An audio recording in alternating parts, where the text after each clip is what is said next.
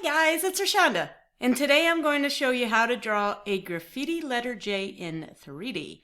So this is a request from one of my viewers, so I decided I would do this today. If you're interested in learning more about drawing graffiti art, we do have a course, and I'll link it in the description box if you want to check that out. It's for beginners, and I go through my complete system of how I draw my graffiti art.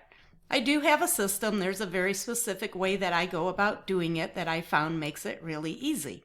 So I put that together in a tutorial for anybody who's interested in learning more about that. So if you're interested, check that out. And also don't forget to like the video and subscribe to the channel if you want to get alerts on when new videos get posted. And leave a comment if you have any ideas for some videos you'd like to see. Now let's go ahead and get on over to the studio and let's do some drawing. Okay, when I do my graffiti lettering, usually what I'll do is lay out the basic flow of the lettering and the size and where I want everything to be. So this was requested that someone was asking me if I could show a tutorial on how to do a 3D letter J. So I thought if I'm going to make the video, I'll go ahead and show the whole process for doing the letter. And I'm doing this on an artist trading card. I really like doing individual letters on artist trading cards, and then I end up trading them with somebody. So in most of my artwork, in the way that I teach it, is that you want to start with some basic guidelines. And there's a lot of reasons for this. One is to get over that blank page. You can get kind of a block by being intimidated a little bit of getting started. So if you put down some basic guidelines, then you're getting those marks on the paper. It starts to get the juices flowing a little bit. So even with lettering, I like to start out with some basic flow of the letters. And then all I do is work around that to do my lettering. So this is going to come across here. I like to have different, some variations in the widths. So I'm going to have this get bigger here. And I don't do anything like, I don't really get into the wild style type lettering. I like to keep it legible. I mostly do my lettering as full designs with different images, and I enjoy the combination of words and graphic images, I guess you would call them. So that's what really draws me to graffiti art. So I'm not going to get too much into embellishing the letters, because that's not really something that I ever pursued. It's not something that really interests me that much. But if you did want to make your letters a little crazier, that's up to you. But I'm not going to be covering that type of art in this video, or probably in any other video for that matter. But you can always go in and add more stuff. I call them embellishments. There's probably a technical name for it, but you can add some little pieces of flair and make it a little bit more interesting if you want. And I'm definitely not an expert at graffiti art. This isn't the only type of art that I do. But it is something that I enjoy, and I've come up with some pretty basic, easy to follow systems for creating the artwork that makes it a little bit less intimidating to do. Graffiti art can be intimidating to a lot of people. So at this point, I have my basic lettering design. And you can go in and change it. You might want to tighten up some of these, change it up a little bit, but for the purposes of this video to show the 3D effect, this will work. It's got a lot of different pieces going on here. And then I think I will maybe outline it first, and that will make it easier for the camera to pick it up. So I'm going to go ahead and outline it. I can show you, take that away so you can see it a little bit better. So there's the basic shape of my letter J, and then I'll outline this and I'll be back after it's done getting outlined.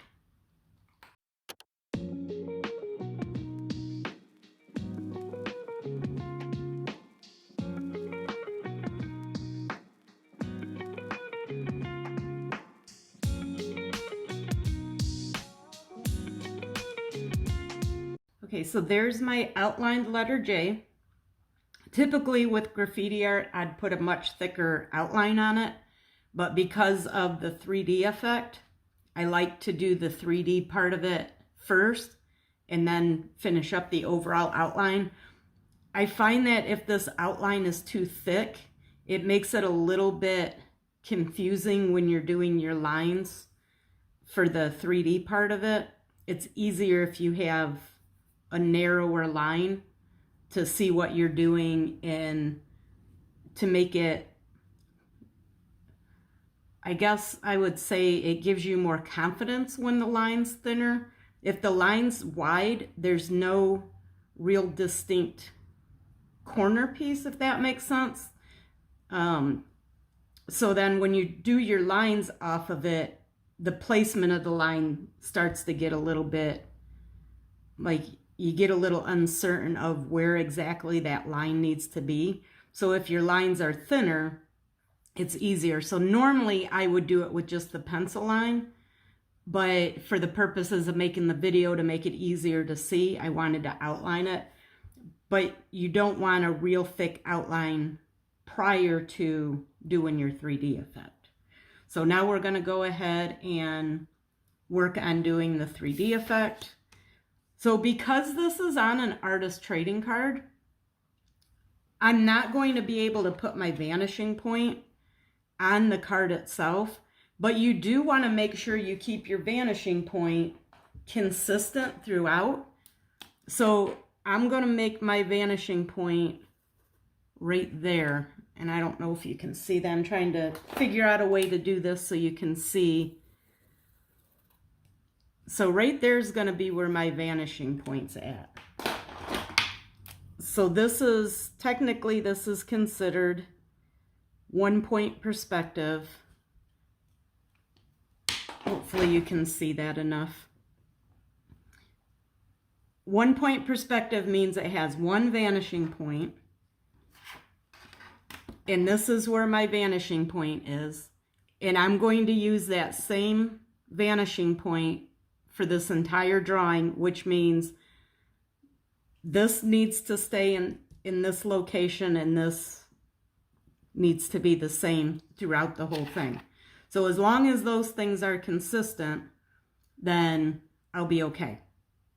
And the 3D effect will make sense. If you vary that, your drawing is going to look a bit wonky and it's not going to work real good. So what I want to do is start going from the corners to the vanishing point. So I have one side of the ruler lined up with this corner and the other one lined up with my vanishing point. Now, typically, if you were working on a big piece of paper, you might have your vanishing point on the paper itself. But this is good to see this because if you had a big drawing and you wanted your letters, the 3D effect, to come off the bottom of the page, but your letters were towards the bottom, you would have to have your vanishing point off in the distance off your paper somewhere. So it's fairly common that you'll need to have your vanishing point not located on your drawing paper. So I did this corner Now I'm doing this corner and again, lining up with my vanishing point. Now sometimes when you're doing this, there's going to be some weird pieces that you can take some artistic liberty and decide if you want to leave them in there or not. So for example, so these, I always start with the easiest, the most obvious areas and then work on the more complicated decisions for any of my artwork, whether it's making 3D or whatever. I always start with the easiest things first. So these three are the most obvious. They have to be there. This corner right here technically would have a line going from here to the vanishing point, but that's one of them that you might decide you don't like the way it looks. It ends up looking a little weird. You kind of have to go through your drawing and get everything drawn out and then decide what ones you think should be there and what ones shouldn't be there. So now I'm going from this corner and then I'm lined up with my vanishing point, but I'm stopping when I get to that letter. And then I'm just going to keep doing the same thing with these other ones. I'm going to draw them all in, and then I can decide which ones I want to keep and which ones I want to get rid of. So we have this corner, and this, and everything always goes to the vanishing point. Now to check the ones, these other ones, to see if there would be any lines coming from them, you line up with your vanishing point in the corner. And this goes straight into the letter, so there would be nothing there. Same thing with this one. From here to there, there would be no line because it would go straight through the letter, and your letter is solid. Same thing with this one, line them up. That goes through the letter, that one goes through the letter. So that's it for our lines in the vanishing point, because all the other ones will go directly through the letter, so those wouldn't be there. So now when I look at this, I know right away that I don't like this line being there. I think it adds some confusion. So I'm just going to go ahead and take that one out. This one, I like how that one looks. So then the next thing that you would do is you need to decide how thick you want this 3D effect to be. So if you want it to go all the way off your paper, then that would be it. You would be done. But if you want to make them a little bit thinner, you would decide on this width that you want, and then you would cut it off there. And then what you do is follow this angle as closely as you can. And then since here we didn't do that other piece, we need this, but if we go, we're going to follow this angle, but we can't really go from here because this is going to be wider than this is. So you want to keep this width the same as that one, and you could measure it if you wanted to. I usually just eyeball everything. I don't worry too much about everything being perfect. And the reason these don't line up is because this goes in there. So this is further over than the other one. And then these lines would get erased. And then for these, since this distance is smaller than this distance, then those are fine. Now you could make this really thin. If you made that thin, then you would need to do the same thing here. And again, you would follow this angle, you would follow this angle, and you would follow that angle. So that's pretty much it for the 3D effect. Hopefully the camera picks that up well enough that you can see where those lines are at. I'll go ahead and finish up this outline, and that way you can see it'll be black and it'll be a little bit easier to see. And then the only thing that's left to do after that is to add some color and to draw in some kind of a background.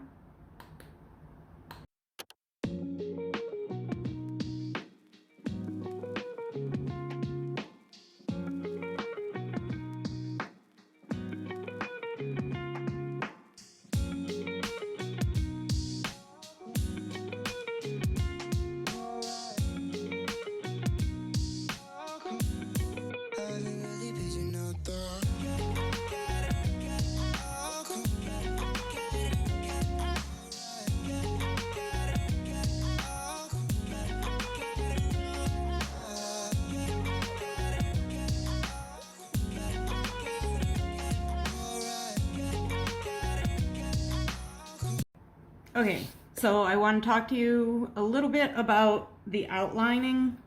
As you probably noticed, clean up that spot right there. As you probably noticed, I went over the lines several times, and I'm using this, it's a Sharpie pen. It's a medium point Sharpie pen. And the reason I use these instead of, so if I did something like, if I use this marker that has this bullet point on it, I could do it in one pass. But the reason that I like using the Sharpie pen is because the ink doesn't bleed out on the paper. So if you use a marker, the ink from the marker, because of the alcohol in it, the paper gets wet and it bleeds into that, so you get a little bit of a fuzzier edge where this has a sharper edge, and I like the looks of the sharper edge. This is very much a personal preference. I like doing the outlining. I find it to be very relaxing, so it doesn't bother me to go over it multiple times. It is a little bit difficult to get a really thick line with this. You would probably have to go with a marker, or you'd have to be very patient to keep going over it a bunch of times and keeping it consistent. But that's why I use these instead of a marker, because I don't like the way the outline looks when it's done with the marker. It looks fuzzy to me. So I like this marker. So that's it as far as the outline and the 3D effect. So the next thing is going to be to add some color to this, and then decide on some kind of a background to put in there. So I'm going to grab some markers and start adding some color. All right, let's get some color on this and get it finished up. So what I did is decided on the colors that I wanted to use. So I decided on this blue. This is my favorite, probably my favorite marker overall, but for sure my favorite color of blue. So I'm going to do the blue for this 3D part, and I'm going to do a fade of warm colors inside the letter J. So what I did was grab some of my markers, and I take these little scrap pieces that are left over when I cut out my artist trading cards, and I test them out on a piece of paper because you want them to be similar, but a little bit different. But the closer they are, the smoother the transition's going to be. And this works for alcohol-based markers. They'll bleed in together and they'll make a smoother transition.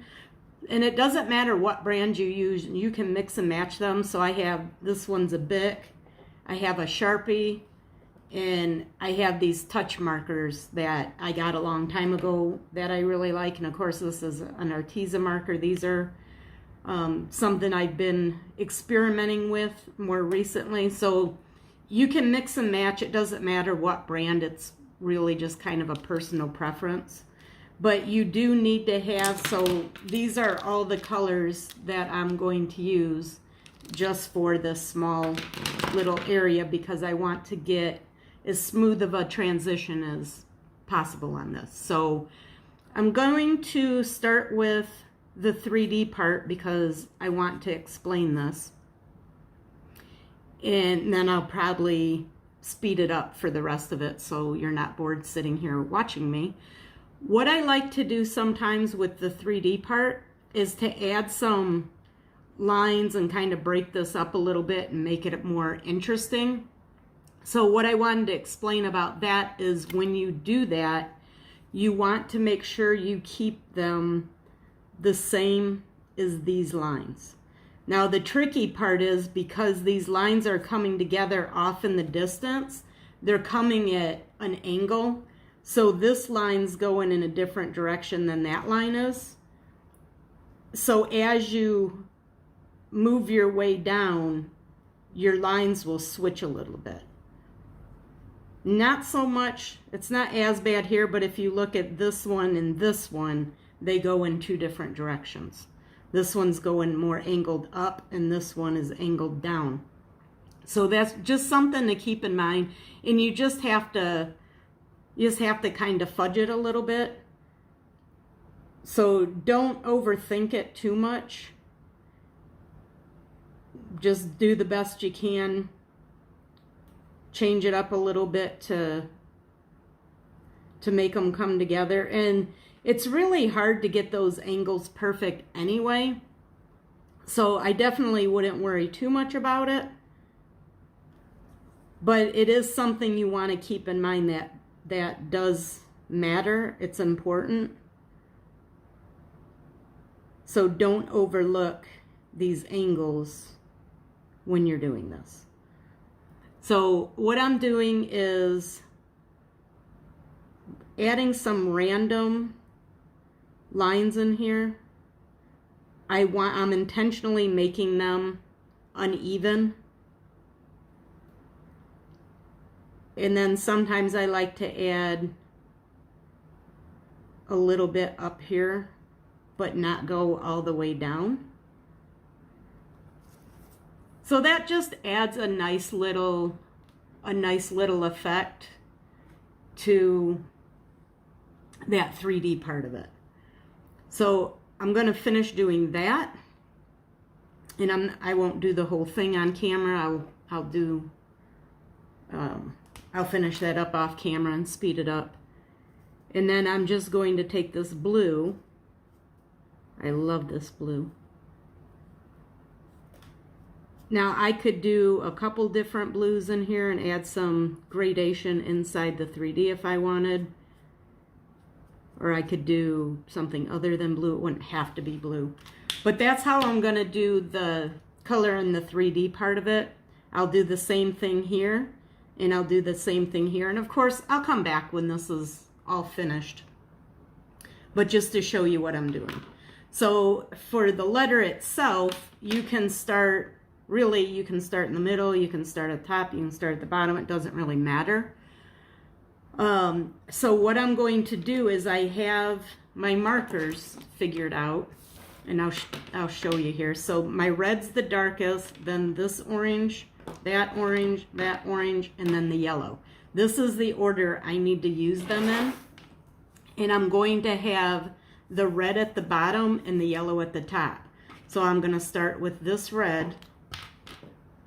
And then how far up you go is entirely up to you.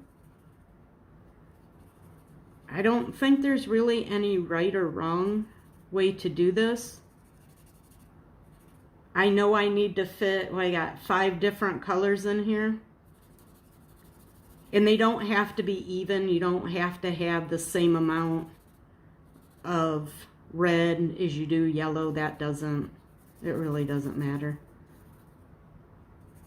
And then when you're doing this, keep in mind that you need to overlap where your colors come in. And then the other thing is the angle that you do the colors on, that really doesn't matter either, unless you're going for a certain look, but you're just gonna color them in. It doesn't really matter the angle. That's a personal preference for the look you're going for, what you think looks right. There's really no right or wrong way to do that. And then what I'm doing is, as I go over where the red and the orange come together, you want to kind of saturate that paper a little bit there with the lighter color marker so that the paper gets wet and the colors blend in together. And then I'm going to go to my next one. So when I did this one, those two colors are too close together. They're not going to blend the way I want them to blend. So I got another marker to go in between. And again, I'm going to go right over top of this area here. And sometimes if you kind of scrub it in a circular motion, it will blend those colors in a little bit better than just going up and down. So if I go up and down, it really, you can still see that hard line. But if I do circles right in that area, it blends it in a lot better. I don't know why, it just does. It's something I discovered. And then the other thing you want to make sure you're doing is you're working while this is wet. Once it dries, they're not going to blend the same way. So like if I did this line right here and then walked away and came back later today and tried to blend the yellow together with it, it's not going to blend because it's going to be, this orange is going to be dry. Now this transition here isn't as smooth as I would like it to be, but I don't have anything that's in between these two. So you can see that's a little harder edge there. That's not quite the look I'm going for. Now, another option could be to skip the yellow and just do orange all the way up, but it's not that big of a deal. It doesn't bother me that much. So I'm just gonna go over it as much as I can. I guess it's not too bad. It's a little bit better than I thought. And you can see right here where, for whatever reason, the black marker smeared the pen. And it is a permanent pen. It didn't smear anywhere else, just this one spot. So you have to just ignore it, not let it bother you. Now the markers you can kind of erase. If you mess something up, you can lighten it up quite a bit, but that permanent marker, once it smears, it doesn't want to go away. So sometimes that happens. I try to just ignore it. So I'm going to go ahead and finish up this 3D part of it, and I'll be back when that's done. And then we'll go ahead and put a brick wall or something in the background and finish this up. And then I will make sure you see the completed drawing. All right, so here is the finished coloring of it. It's not completely done yet. I am going to add a background on here. The only other thing I'm going to do with the letter, and I can do this one of two ways. If I can find, there we go. Sorry about the noise digging through my drawer here. The other thing that I'll do, I might actually add in some little embellishments on this letter just to break that up a little bit, but this definitely could just be left as completed the way it is now. But one thing I like to do is take a white Jelly Roll pen and go over top the letters. Or the other thing you can do is just use a white colored pencil. I have Prismacolor. I like these. I've never bothered to really try any other brands. Once I use those, they've always worked. But one thing about the Jelly Roll is when this is still wet, it soaks in a little bit and it's not as vibrant. So this does show up a little bit better if you wait until that dries. You could also use a paint marker. I don't like the, I I've tried the paint markers. I don't love them. They tend to glob sometimes, and that probably is just because of my lack of experience. But the last thing you want to do is take a white marker and end up with a glob of white paint on your finished drawing. So I've kind of steered away from those a little bit. I do want to point out that these markers will bleed through. So if you're working on like a sketchbook or something, you want to put a paper in between the pages. And that's why I use this, and also because I go right up to my edges most of the time. That's what all these marks are from, is just from going off the edge of the paper. So that's it for the coloring. Like I said, I'll go in and add some white highlights. I might add some white in here to break that up a little bit. Optional, you can do it or don't, it's up to you. I might add the embellishments maybe with like a dark purple, kind of a plum color. And then I think I'm just going to put some kind of a brick wall pattern in the background. So I'll probably either do that off camera, or I'll do a time-lapse drawing for that. But I'll definitely be back to show you what it looks like when it is all finished.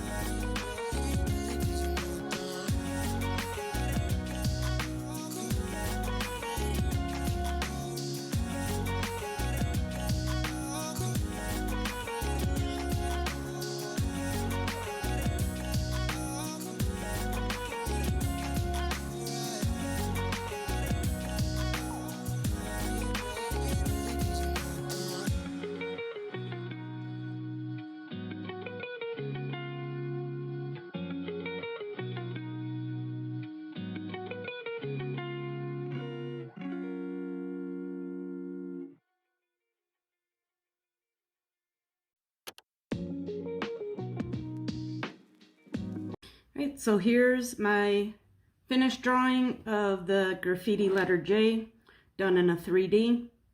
The background's finished.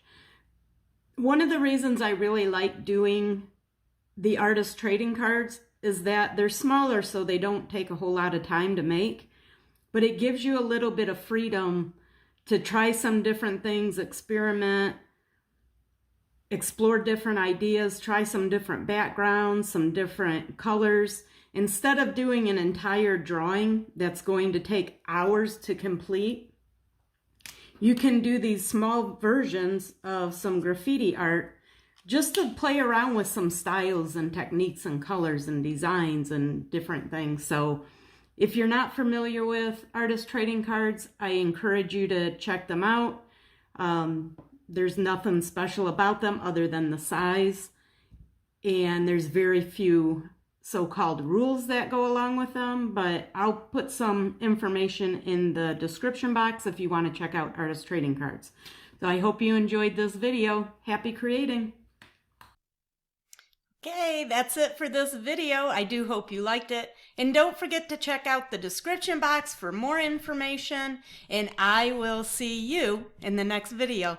Bye!